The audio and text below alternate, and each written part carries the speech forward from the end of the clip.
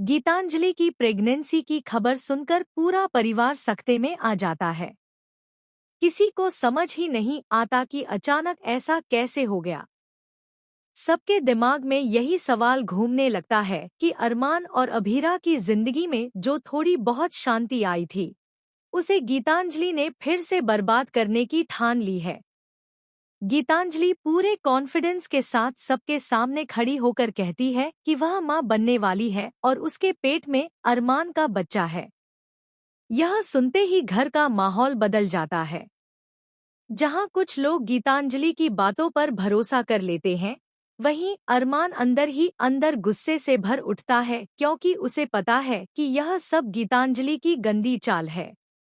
मायरा, जो हमेशा सच और झूठ को अलग करने की कोशिश करती है, इस बार भी उलझन में पड़ जाती है।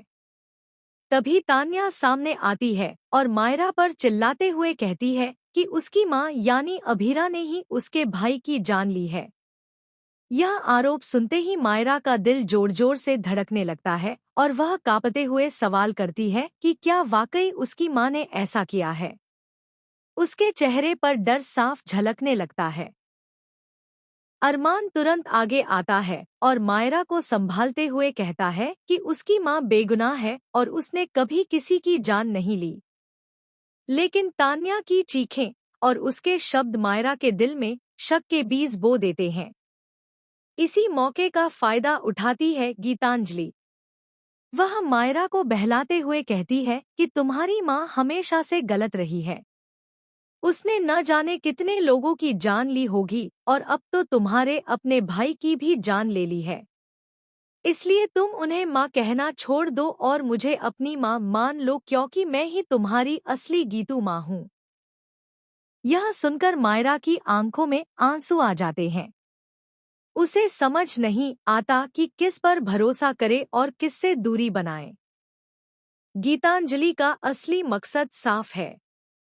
वह चाहती है कि अरमान और मायरा दोनों को अपने पक्ष में कर ले ताकि अभीरा को पूरी तरह अकेला कर सके। लेकिन अरमान गीतांजलि की चालाकी को समझ चुका है।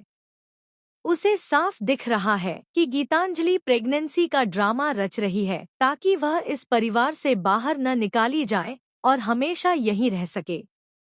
अरमान अपने दिल में ठान लेता है कि वह जल्द ही सबके सामने गीतांजलि की सच्चाई उजागर करेगा। इधर कृष भी गीतांजलि के साथ मिल चुका है। उसका मकसद है कि अरमान और अभीरा कभी एक न हो सके। वह हर पल नई साजिशें रचता है ताकि दोनों के बीच गलतफहमियां बढ़ती जाएं। कृष को पता है कि अगर गीतांजलि की प्रेगनेंसी की खबर सच मान ली गई तो अभीरा और अरमान के बीच हमेशा के लिए दूरी बन जाएगी और यही उसकी जीत होगी। घर का हर सदस्य इस नई मुसीबत से परेशान है।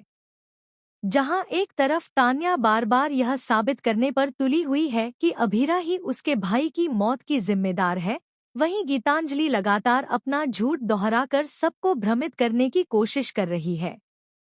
लेकिन अरमान हर बार मजबूती से खड़ा होकर कहता है कि वह गीतांजलि की इस झूठी प्रेगनेंसी का सच सबके सामने लाएगा। आने वाले दिनों में घर के अंदर बहुत बड़ा तूफान आने वाला है। जैसे ही गीतांजलि प्रेगनेंसी का खुलासा करती है, सबके होश उड़ जाते हैं। परिवार के लोग आपस में बहस करने लगते हैं कि आखिर सच क्या है। कोई गीतांजलि पर भरोसा करता है तो कोई उसे झूठा करार देता है। माहौल इतना गर्मा जाता है कि घर के रिश्ते फिर से टूटने की कगार पर पहुंच जाते हैं। लेकिन इस बार अरमान ने ठान लिया है कि वह सच को सामने लाकर रहेगा। चाहे गीतांजलि कितनी भी चालाकी कर ले, चाहे कृष कितनी भी साजिशें रचे, अरमान सच्चा